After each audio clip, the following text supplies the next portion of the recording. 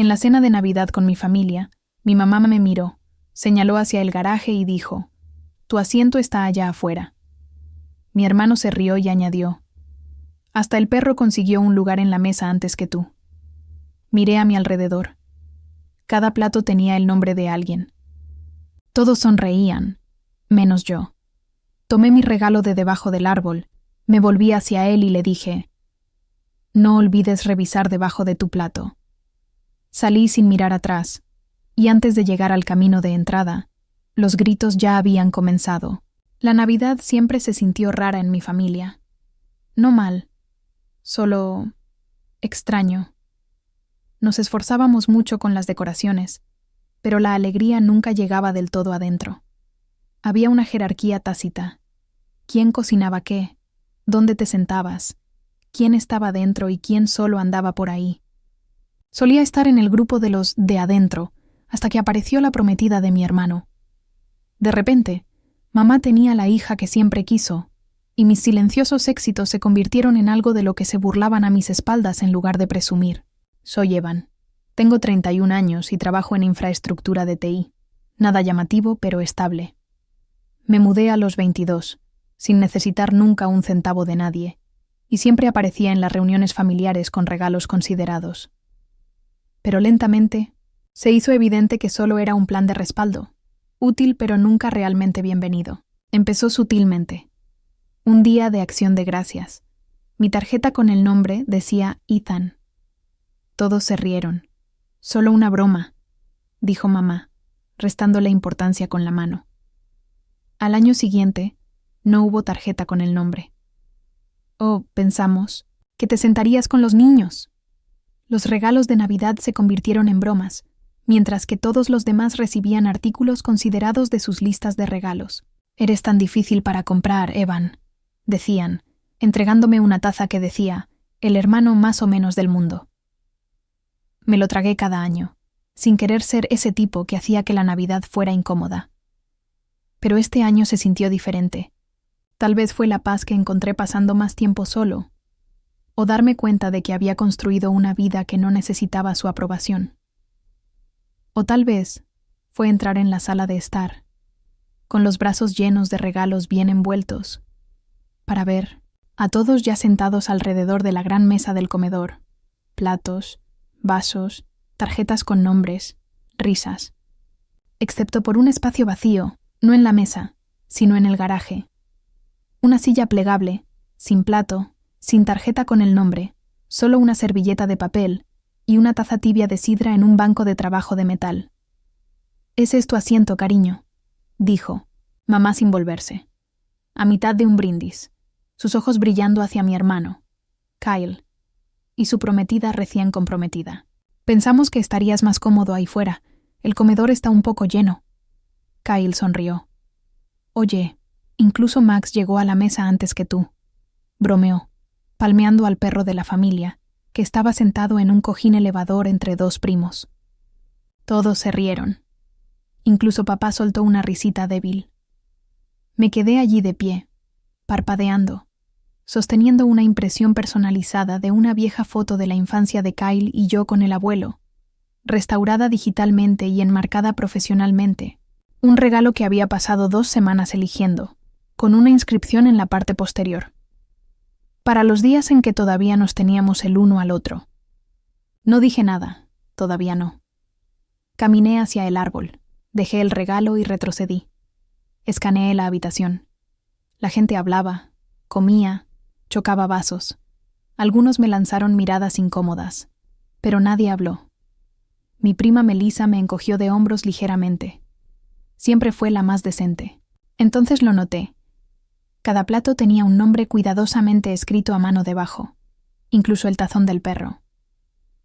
La tarjeta de Kyle estaba cuidadosamente metida debajo de su plato base. Fue entonces cuando se me ocurrió una idea. 2 semanas.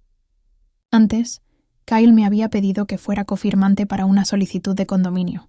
Solo temporalmente, había prometido, hasta que se aclaren los papeles. No estaba muy entusiasmado, pero me hizo sentir culpable delante de la familia. En contra de mi mejor juicio, acepté, pero con condiciones. Redacté un acuerdo formal de cofirmante, lo imprimí y le di una copia. Ni siquiera lo leyó, solo firmó. Estaba todo ahí.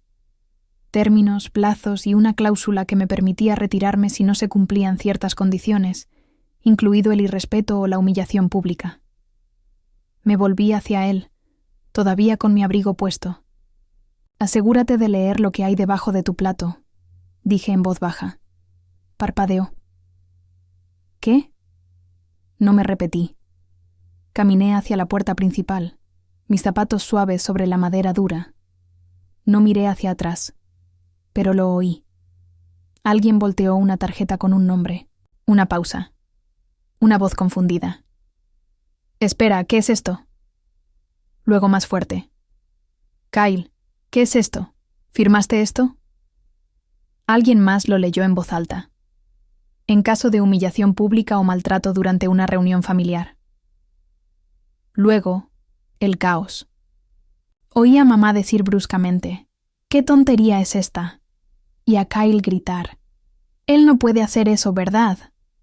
Las sillas se arrastraron, las voces se alzaron, y yo seguí caminando.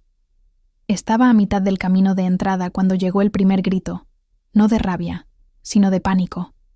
No me detuve. Llegué a mi coche. El aire frío y penetrante de la noche se sentía más limpio allí fuera, más fresco, más honesto. Me deslicé en el asiento del conductor y cerré la puerta, silenciando el caos. Por un momento, me quedé sentado allí, con las manos en el volante, mirando la corona de la puerta principal mientras temblaba por alguien que pisoteaba el pasillo interior. Más gritos, amortiguados pero inconfundibles. Luego vibró mi teléfono. Primer mensaje. Kyle. ¿Qué es esto? Segundo. Mamá. Esto no es gracioso, Evan. Estás arruinando la Navidad. Lo silencié. Ya lo entenderían eventualmente. El documento debajo del plato de Kyle no era solo un accesorio. Le había enviado por correo electrónico una copia firmada a nuestra amiga abogada, Angela, el día que Kyle lo firmó. Ella fue testigo. No era un farol. La cláusula me daba plena autoridad para cancelar el acuerdo si se cumplían alguno de los desencadenantes descritos. Humillación pública durante una reunión familiar. Estaba en negrita, con ejemplos. Desterrado a comer por separado. Estaba literalmente listado. Recordé haberlo escrito con una media sonrisa, sin creer realmente que necesitaría usarlo. Pero aquí estábamos.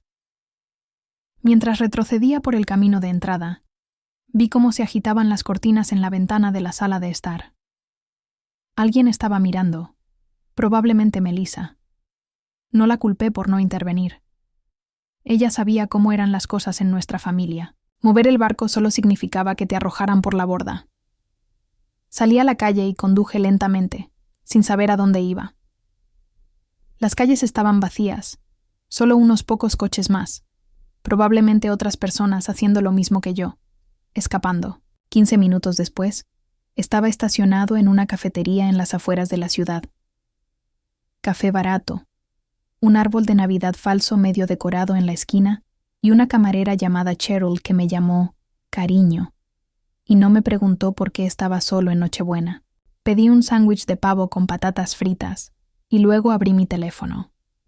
El chat grupal estaba que echaba humo. Papá, vuelve y explica esta tontería. Estás avergonzando a tu hermano. Kyle, deshazlo, ahora mismo. Ya pagué el depósito. Mamá, solo está molesto, Evan. No hagas esto más grande de lo que es. Qué curioso cómo había cambiado el tono. No más bromas, no más sonrisas. Ahora querían que arreglara el lío, como siempre. Solo que esta vez me había asegurado de que el lío les perteneciera a ellos. No respondí. Miré la pantalla hasta que apareció un nuevo mensaje. Melissa, en privado. ¿Estás bien? Fue brutal, pero merecido. Respondí. Estoy bien. Gracias por no reírte. Ella envió un emoji de corazón. Eso es lo que pasa con momentos como este. Empiezas a ver quién realmente está mirando. ¿Quién espera en silencio que alguien finalmente se levante y diga, basta? No necesitaba que se arrastraran. Ni siquiera necesitaba una disculpa. Solo necesitaba espacio y paz. Y tal vez recordarles que no era solo un comodín en su perfecta fotito navideña. Cuando volví a mi apartamento más tarde esa noche, abrí la nevera para tomar una cerveza y vi el pastel de calabaza y bourbon que había hecho para la cena de Navidad. Yo era el único en la familia al que realmente le gustaba hornear. Lo saqué, corté una porción y me senté en la encimera en silencio. Mi teléfono vibró de nuevo, pero no miré. Ya había puesto las cosas en marcha. La cláusula activaría una reversión automática en la solicitud de cofirma para la mañana siguiente. Kyle y su prometida se quedarían sin condominio a menos que tuvieran un respaldo. No lo tenían. Lo sabía porque yo era el respaldo. Siempre lo había sido, hasta esta noche. A la mañana siguiente, me desperté con 14 llamadas perdidas y algunos mensajes de voz, cada uno más enojado que el anterior. No escuché ninguno de ellos. En cambio, preparé café, abrí mi computadora portátil y abrí el correo electrónico de confirmación de Ángela. Ella ya había procesado la retirada de mi condición de cofirmante. La cadena de correos electrónicos con la Asociación de Condominios mostraba que habían recibido una notificación oficial de que estaba ejerciendo mi derecho contractual de anular el acuerdo, con efecto inmediato. El depósito de Kyle no era reembolsable a menos que tuvieran otro cofirmante calificado antes de las 5:00 p.m. del día siguiente, lo cual no tendrían, no sin apuros, no durante un fin de semana festivo, y ciertamente no con ese puntaje de crédito. No era venganza, no realmente. No había mentido. No había engañado a nadie. Simplemente me había asegurado de que el patrón no se repitiera, de que esta vez el costo de faltarme al respeto no fuera invisible. Alrededor del mediodía, Melissa llamó. No un mensaje de texto esta vez. Contesté. ¿Estás bien, Preg? Dejaste algo más ahí, ¿verdad? Parpadeé. No, no lo había hecho. Solo el documento legal. Ella continuó. Bueno, alguien encontró un sobre pegado debajo de la mesa. Decía para Kyle con tinta roja. Dentro había una copia de la foto que le regalaste, pero estaba rota por la mitad. Y en la parte de atrás escribiste: éramos hermanos, ahora solo eres papeleo. Casi se me cae la taza. Yo no escribí eso, dije, atónito. Ni siquiera usé tinta roja. Melissa se quedó en silencio por un segundo. Luego dijo: eso es raro, porque definitivamente era tu letra. Todos pensaron que era parte de la venganza. Kyle se descontroló. Comenzó a romper el papel de regalo debajo del árbol. Dijo que lo arruinaste todo. Tu mamá comenzó a llorar. Fue como si te vieran por primera vez y no pudieran soportarlo. Exhalé lentamente. Yo no dejé esa nota, Mel. Bueno, quien lo haya hecho, dijo ella, te dio la mejor salida que he visto. Más tarde ese día, recibí un correo electrónico de la prometida de Kyle. Casi lo borro, pero la curiosidad pudo más. Evan, sé que probablemente no quieras saber de mí, y es justo, pero solo quiero decir que lo siento por cómo te tratamos. Vi lo incómodo, que te veías ayer, y debería haber dicho algo. Kyle hizo que pareciera que estabas exagerando, pero la forma en que te fuiste, el silencio posterior, fue más fuerte que cualquier cosa que pudieras haber dicho. Nunca lo había visto tan asustado. Y sé que no nos debes nada. Solo quería que supieras que creo que hiciste lo correcto. Lara. Me sorprendió. Quizás más de lo que debería. No esperaba que nadie en esa casa reconociera nada, pero ahí estaba. Una disculpa de la única persona que no me debía una. No respondí. Simplemente lo asimilé. Esa noche, los mensajes pasaron de la rabia a la desesperación. Mamá. No le hagas esto a tu hermano. Es tu familia. Kyle. En serio, estás arruinando mi futuro por una silla. Madura. Papá, ya hiciste tu punto. Ven a arreglar esto. Arréglalo. No. Esa parte de mí, el arreglador, el apaciguador, el que absorbía las bromas, los dardos, el trato de segunda clase solo para mantener la paz. Esa parte se había ido. Tal vez se desvaneció en algún lugar entre el asiento del garaje y las tarjetas con los nombres, o tal vez se quemó en el segundo en que salí y no miré hacia atrás. Pero aún no había terminado. Todavía quedaba un movimiento, uno que no verían venir. Esperé hasta la mañana siguiente. Dejé que la tensión hirviera a fuego lento, que se cocinaran en la incertidumbre. No bloqueé a nadie, todavía no. Quería que vieran que no respondía, que sintieran la incomodidad del silencio. Quería que finalmente notaran el vacío que había dejado, no solo que lo llenaran con más ruido y excusas. Exactamente a las 9:00 a.m., redacté un correo electrónico corto y cortés dirigido a la gerente de arrendamiento de la asociación de condominios. Copié a Angela y a Lara, la prometida de Kyle. Solo hechos, sin emoción, sin drama. Estimada señorita Halperin, esta es una confirmación formal de que he ejercido la cláusula de rescisión del acuerdo de cofirmante presentado el 2 de diciembre, según la sección 3, párrafo B. Esta rescisión es efectiva de inmediato debido al incumplimiento del contrato bajo la subsección difamación o humillación pública que resulta en daño reputacional o emocional. Confío en que, en adelante, toda comunicación y obligación con respecto a esta solicitud de arrendamiento será manejada directamente por los solicitantes, Kyle y Lara. Por favor, confirme la recepción. Atentamente, Evan Carter. 5 minutos. Después, una respuesta. Recibido y reconocido. Solicitud marcada como incompleta debido a la pérdida del cofirmante principal. Depósito no reembolsable pendiente de apelación o nuevo garante antes de las 5:00 p.m. de hoy. Otros 5 minutos después, llamó Kyle. No contesté. Luego llamó Lara. Hice una pausa. Dejé que sonara 1, 2, 3 veces. Luego contesté. Su voz llegó rápida, sin aliento. Evan, oye, lo siento. Sé que no nos debes nada, solo... ¿Hay alguna manera de que consideres revertirlo, solo por 1 o 2 días? Podía oír a Kyle en el fondo gritando algo sobre no rogarle a este tipo, y esto es manipulación. Reconocí ese tono, derecho disfrazado de orgullo herido. Me mantuve. Tranquilo. No estoy haciendo esto para castigarte, dije en voz baja. Pero ambos conocían los términos, y Kyle sabía lo que estaba haciendo. Ella dudó. No sabía lo de la cláusula. Le envié 2 copias, respondí. Una para él, una para ti. Dijo que la compartiría. Un instante de silencio, luego en voz baja. Nunca lo hizo. Eso no me sorprendió, dije. Lo siento porque... Estés en medio de esto, de verdad. Has sido más decente conmigo en las últimas 48 horas que toda mi familia en los últimos 5 años. Pero esto no es algo que pueda deshacer. Esperaba que colgara, pero no lo hizo.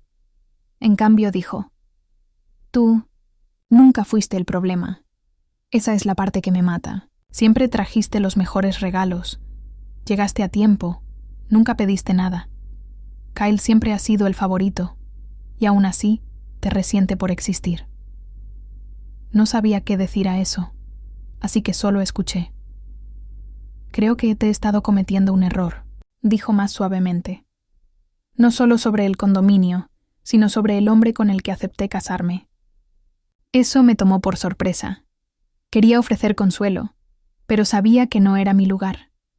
No quería ser su realidad de rebote. Solo dije, mereces a alguien que no te mantenga en la oscuridad.